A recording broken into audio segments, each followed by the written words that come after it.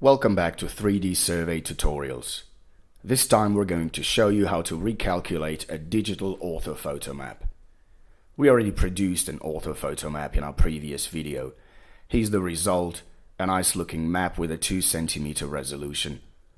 All points of vegetation, buildings, cars and similar objects had already been deleted prior to an orthophoto map calculation to get a smooth surfaced terrain model.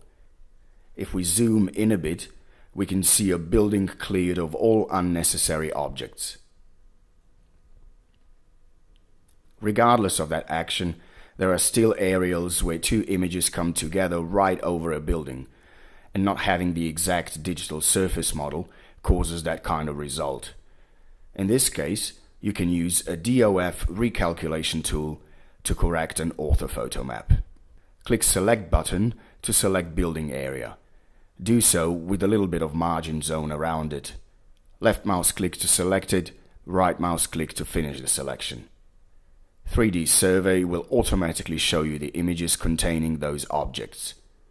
Select the image with preferred perspective, click Confirm to close the pop-up, and click Recalculate DOF.